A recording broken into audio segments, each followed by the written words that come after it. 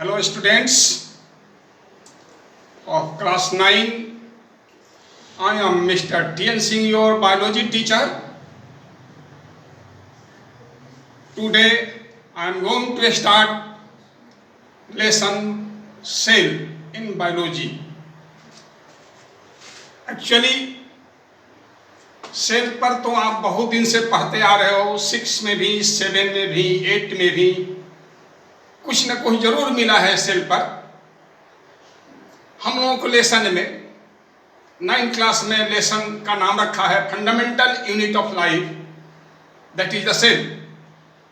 सबसे पहले क्वेश्चन आ रहा है कि इसको फंडामेंटल यूनिट क्यों कहा गया, सेल को फंडामेंटल यूनिट क्यों बोले हम, टॉपिक का नाम यही क्यों चुना गया, चैप्टर का नाम फंडामेंटल यूनिट ही क्यों रखा गया, इस पर थोड़ा हम लोग डिस्कस कर लें।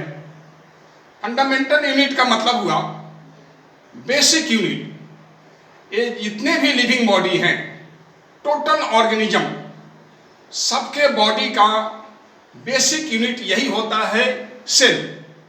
सेल ही एक एक सेल को मिला करके बॉडी बना है सारे लिविंग ऑर्गेनिज्म का। कंप्लीट लिविंग ऑर्गेनिज्म, चाहे वो एनिमल्स हो, चाहे वो प्लांट्स हो, चाहे छोटा प्लांट्स हो या बड़ा प्लांट्स हो, छोटा एनिमल हो, बड़ा एनिमल हो, चिट्टी से लेकर के हाथी जैसे एनिमल तक, दूब घास से लेकर के तार जैसे पेड़ तक, इन सब का शरीर इसी सेल से बना है, छोटे छोटे सेल को मिला करके।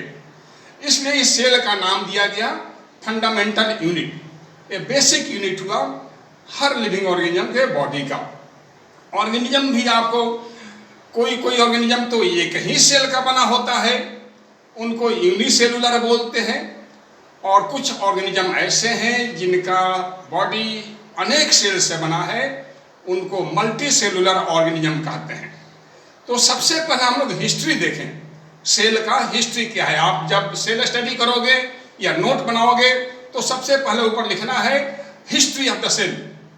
सबसे पहले सेल का रिसर्च आपके एक साइंटिस्ट हुए रॉबर्ट हुक। रॉबर्ट हुक साहब रिसर्च किए थे, कॉर्क को काट कर, कॉर्क का बिल्कुल पतला स्लाइस लेकर के उन्होंने देखा था लेंस में, पावरफुल लेंस में, तो उनको छोटे छोटे चैम्बर दिखाई दिए थे। उस चैम्बर का नाम उन्होंने रखा सेलुली। उस चैम्बर का नाम उन्होंने रखा सेलुली। सेलुली से ही बना है सेल। ये छोटे छोटे चैम्बर, इस तरह से देखो, मैं बोर्ड पर दिखा रहा हूं, ये छोटे छोटे चैम्बर आपको उस कॉर्क में दिखाई दिया। इस कॉर्क में छोटे छोटे चैम्बर दिखाई दिया, इसी का नाम उन्होंने क्या रख दिया, सेल। कॉर्क आपको पता होगा ये प्लांट प्रोडक्ट है, प्लांट से आया है कॉर्क, और नॉन लिविंग था है कॉर्क। आप पहले के समय में छोटे ये आपका होम्योपैथी का जो एक मेडिसिन शीशी आता था, उसका ढक्कन इसी कॉर्क से बनता था। आजकल भी आप कॉर्क खेलते हो, बैडमिंटन वगैरह, उसका पीछे का हिस्सा कॉर्क कहलाता है। आजकल सिंथेटिक बना रहा है, पहले कॉर्क बनता था, प्लांट प्रोडक्ट चीज है। बार्क, ऊपर का जो छिलका है प्लांट का, वो बार्क हुआ, उसको निकाल करके क्रश कर दिया जाता है, फिर उसको रिफाइन करके कॉर्क बनाया जाता है। तो कॉर्क आपका प्लांट प्रोडक्ट हुआ। उसी का पतला स्लाइस लेकर के रॉबर्ट हुक ने देखा, तो उनको इस तरह से चैम्बर दिखाई दिया। इस चैम्बर के भीतर कुछ नहीं, बिल्कुल खाली खाली, चूंकि मरा हुआ था, ये डेड सेल है, लिविंग नहीं है, डेड है, इसलिए भीतर कोई चीज नहीं मिला, बिल्कुल खाली चैम्बर। ठीक है, अब ये हिस्ट्री हुआ सेल का। इसके बाद एक और साइंटिस्ट आए, ये तो बात मैं बता रहा हूं आपको करीब करीब 1665 का रॉबर्ट हुक साहब का स्टडी था। इसके बाद एक और साइंटिस्ट आए 1674 में, लिवेनहॉक। उन्होंने लिविंग सेल का स्टडी दिया, लिविंग सेल का उन्होंने स्ट्रक्चर बताया, और उनको दिखाई दिया लिविंग सेल के अंदर इस तरह से चैम्बर, और भीतर कुछ लिक्विड ऐसे भरा हुआ, ये सब लिक्विड दिखाई दिया। लिविंग सेल था, लिवेनहॉक के द्वारा स्टडी हुआ। तो ये भी हुआ सेल। अब इसको हम डिफाइन करेंगे, सेल का डेफिनेशन क्या है। हिस्ट्री तो हो गया, इसके बाद सेल का डेफिनेशन क्या है, कैसे इसको डिफाइन करें। तो सेल का डेफिनेशन हुआ कि cell is the basic unit of the life, it is fundamental unit of the life. बस इतना काफी है। इसके बाद बहुत सारे साइंटिस्ट आते गए और कुछ न कुछ अपना ओपिनियन देते गए सेल पर। अब और भी साइंटिस्ट आए, जैसे सीले और स्वान साहब आए, तो इन लोगों ने थ्योरी दिया, सेल थ्योरी इन्होंने रखा। तो आप डेफिनेशन के बाद में सेल थ्योरी भी चाहो तो दे सकते हो नोट बनाते समय। सेल थ्योरी कह रहा है कि each and every cell, living cell arises from pre existing cell. जो भी नया सेल बनता है, पहले से जो सेल वर्तमान है इस दुनिया में, उसी से नया सेल बनता है। Each and every cell arises from the pre existing cell. This is the cell theory. इसको और क्लास में हम और डिटेल करेंगे सेल थ्योरी को। बस एक लाइन काफी है, क्लास में और इसको डिटेल में जाएंगे। अब आओ सेल का टाइप्स देखें। इस दुनिया में जब सबसे पहले सेल आया लिविंग थिंग में, सेल तो नहीं, इससे भी पहले कोई आया था इस दुनिया में, सेल के भी पहले। जैसे सबसे पहले हम लोग मानते हैं कि आरएनए आया था इस दुनिया में। आरएनए का मतलब हुआ सेल के अंदर होता है आरएनए। अभी मैं उसको बता रहा हूँ आरएनए को बोलते हैं रिबोन्यूक्लिक एसिड। उसे डेवलप करके, उसे एवोल्यूशन के द्वारा फिर डीएनए आया, डीऑक्सी रिबोन्यूक्लिक एसिड। उसके बाद उसे डेवलप करके एवोल्यूशनरी पीरियड में एक बॉडी बना। उस बॉडी को तो ऑर्गेनिज्म नहीं बोलेंगे हम, चूंकि ऑर्गेनिज्म कहने लायक वो बॉडी नहीं था। चूंकि तो सेल जैसा ही स्ट्रक्चर बना, लेकिन कुछ कमी रह गया उसमें। सेल को जो कुछ नेचर ने दिया, वो सारा चीज उस बॉडी को नहीं मिला, कुछ कमी रह गया, इसलिए उसको हम ऑर्गेनिज्म नहीं बोल पाए।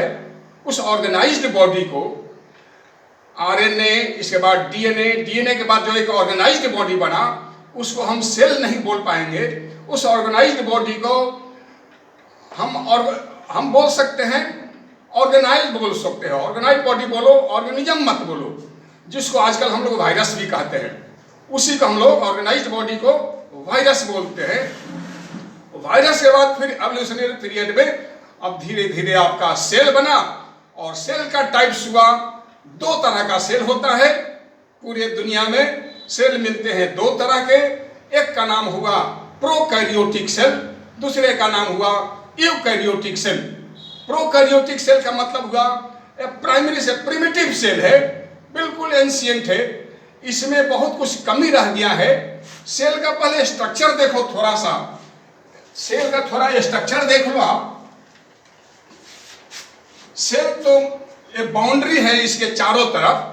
सेल चारों तरफ से बाउंड्री से घिरा हुआ है ऐसे, ठीक है। एक इन्वेलप्ड है सेल, चारों तरफ से प्रोटेक्टेड है एक बाउंड्री के द्वारा। इस बाउंड्री का नाम है सेल मेम्ब्रेन।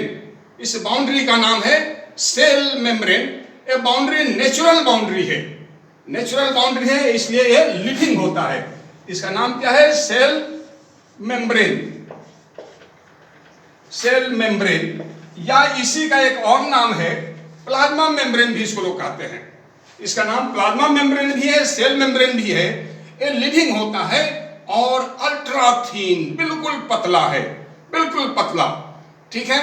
और ये प्रोटेक्शन देता है सेल के इनर पार्ट को, सेल के इनर पार्ट को ये प्रोटेक्शन देता है। तो प्रोकैरियोटिक सेल में बहुत सारे कुछ कमी रह गया।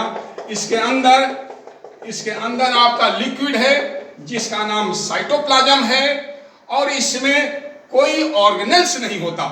प्रोकैरियोटिक सेल में कोई ऑर्गेनेल्स नहीं होता और न्यूक्लियस भी नहीं होता, लेकिन न्यूक्लियर मटेरियल होता है।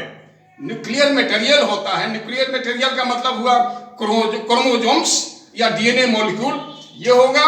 और वो मेम्ब्रेन से घिरा हुआ नहीं रहता है, तो इसलिए आप बोल सकते हो कि न्यूक्लियस